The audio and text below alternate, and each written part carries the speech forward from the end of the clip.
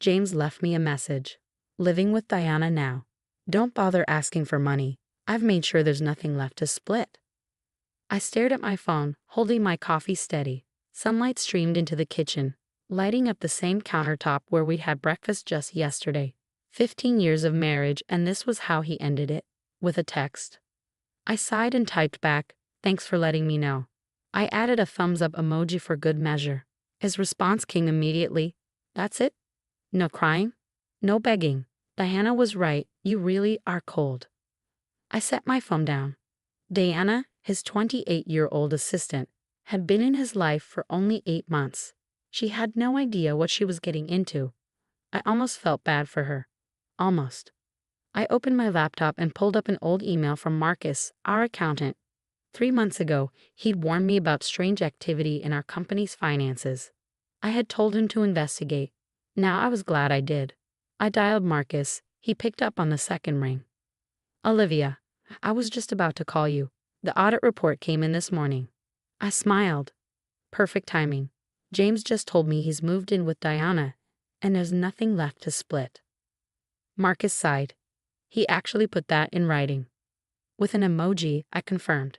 "Let's move forward with everything we discussed." "Are you sure? Once we report this." "He made his choice, Marcus. Now he'll face the consequences." Just then, my phone buzzed again. Another text from James. "I'll send someone to pack up your things. Diana wants to redecorate." I chuckled, thinking about the financial evidence Marcus had been gathering. Hidden money, fake accounts, offshore transfers.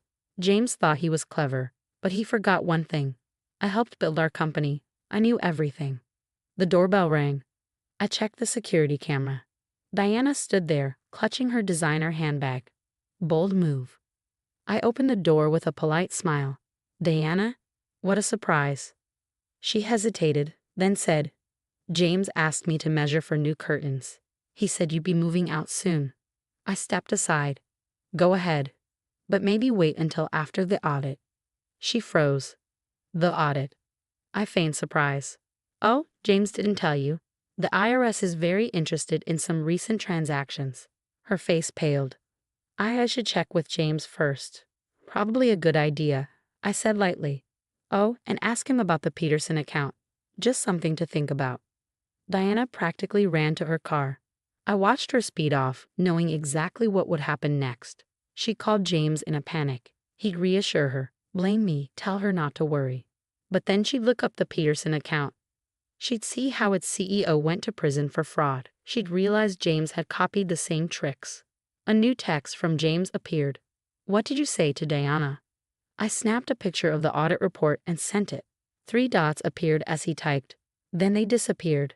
Then they came back. Finally, "We need to talk."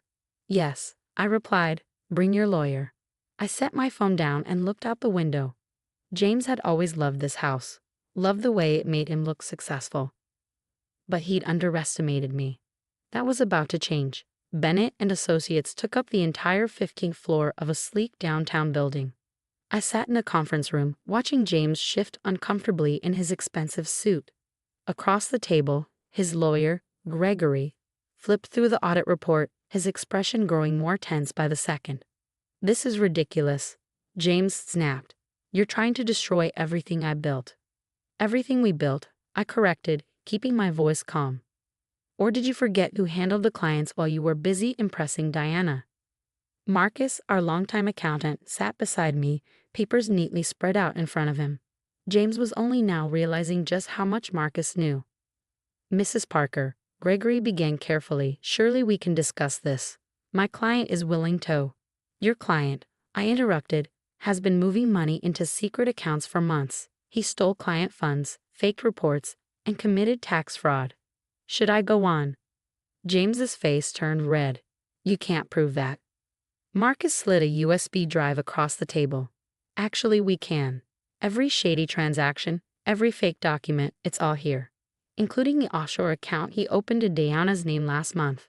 Diana, who had come along expecting to support James, suddenly looked confused. "What offshore account?" she asked. James waved a hand. "It's nothing, baby. Just business." I let out a quiet laugh. Oh, you mean transferring $2.3 million into an account under your girlfriend's name? That business? Diana's face paled. James, what is she talking about? Don't let her manipulate you, James said, but I could see the fear in his eyes. He knew we had him cornered. Sarah, my lawyer, finally spoke. Mr. Parker, the IRS has already been notified. They're very interested in your creative bookkeeping. James's eyes met mine. You wouldn't. They'll go down too. The firm will be ruined. No, James, I said. I've already given full proof of my cooperation. The board is ready to move forward. You're the only one going down. Diana suddenly stood up. I need some air. She grabbed her purse and rushed out. Diana, wait. James called after her, but she didn't stop. He turned back to me, his face twisted with anger. Happy now? You've ruined everything. No, James, you did that yourself. Gregory leaned over and whispered something to James. His shoulders slumped. He had lost. What do you want? James finally asked. Sarah slid a document across the table. Full disclosure of all assets. Immediate resignation from the firm. A clean divorce with fair division of legal assets. Sign this, and we might keep you out of prison. James stared at the paper, his hands shaking. And if I don't? Then we report everything to the IRS and FBI, Marcus said simply. Silence filled the room. James picked up the pen, hesitated, then signed. His usual confident signature now shaky. You'll need to leave the house immediately, Sarah added. Your company access ends today. James stood up, trying to fix his jacket like he still had control. You think you've won. You're nothing without me. I stayed seated. That's where you're wrong, James. I built this company too. The difference is, I did it honestly. He stormed out. Through the glass walls, I saw Diana waiting by the elevators. She didn't even look at him. Instead, she kept pressing the down button, eager to get away. I gathered my things, the weight of the morning settling in. Marcus gave my arm a reassuring squeeze. You did the right thing, Olivia. I nodded, watching as James and Diana left in separate elevators. I know, I just wish he'd made better choices. As I stepped out of the conference room, I lifted my head high. The worst was over. Now it was time to rebuild my firm, my life, and my future. But this time, on my own terms. 6 months after the meeting that changed everything, I stood in my office overlooking the city skyline. The firm had not only survived James' departure but was thriving. Our clients had appreciated my transparency during the transition, and most had chosen to stay. My phone buzzed with a text from Marcus. Just heard from Gregory. James took the plea deal. 3 years, minimum security, plus full restitution. I set my phone down, letting the news sink in. It wasn't satisfaction I felt, but rather a sense of closure. The man I'd married, the one I'd built a life with, had chosen his path. Now he was facing the consequences. Diana, as it turned out, had been smarter than anyone gave her credit for. Once she understood her name had been used in James's schemes, she cooperated fully with the investigation. Last I heard, she'd moved back to her hometown and was working for a small accounting firm, legitimately this time. A knock at my door pulled me from my thoughts. Sarah Bennett stood there, holding a manila envelope. It's done, she said, placing the envelope on my desk. The divorce is final. The house and your share of the firm are secure. I picked up the envelope but didn't open it. Have you heard from him? Sarah shook her head. Not since he accepted the plea deal. His lawyer says he's different now. Quieter. I thought about the James I'd known. Confident, charming, and utterly convinced of his own cleverness.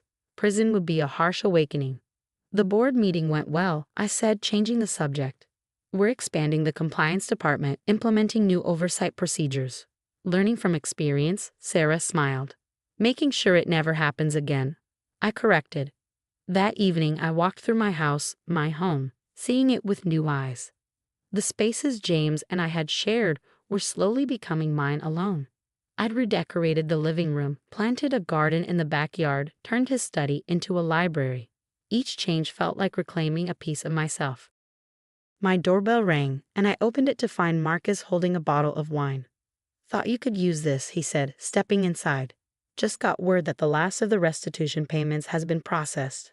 All affected clients have been made whole. I led him to the kitchen, pulling out 2 glasses.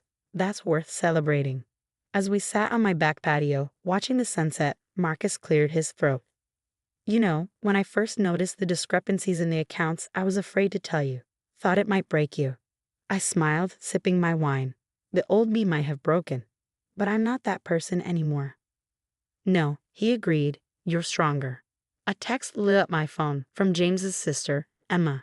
She'd stood by me through everything, choosing truth over family loyalty. Just checked on the house, she wrote. He's doing okay. Teaches accounting to other inmates now. Says he's sorry. I didn't respond. His apology, while probably sincere, came too late. The time for sorry had passed. What's next for you? Marcus asked, noticing my distraction. I looked out at my garden, where new flowers were starting to bloom. Growth. The firm is expanding. I'm mentoring young accountants, teaching them to spot the red flags I missed. Something good should come from all this. And personally, I thought about the art classes I'd started taking, the travel plans I was making, the life I was building on my own terms. I'm learning to trust again, I said finally, not others, myself. As if on cue, my phone buzzed with another message. This one was from an unknown number. I'm sorry. For everything. Jay. I deleted it without responding. The time for his words had passed. Now was the time for my actions. Marcus raised his glass. To new beginnings? To wisdom, I corrected, clinking my glass against his. And to knowing your own worth. Later that night, after Marcus left, I sat in my library. The room that once housed James's schemes and secrets. On the wall hung a new piece of art, a painting I created in my classes. It wasn't perfect, but it was authentically mine. I picked up the manila envelope Sarah had brought earlier, finally ready to look at the divorce papers. As I read through them, I felt no sadness, no regret. Instead, I felt peace. James had thought he was writing the end of our story when he sent that text 6 months ago. Instead, he'd only written the end of his chapter. My story was just beginning. Standing at my window, watching the city lights twinkle in the distance, I smiled. The audit report that had changed everything now sat in a drawer. A reminder that sometimes the greatest acts of love are the ones we do for ourselves. Like choosing truth over comfort, strength over silence, and growth over stagnation. Tomorrow, I would wake up and continue building the life I deserved. And this time, I would do it on my own terms.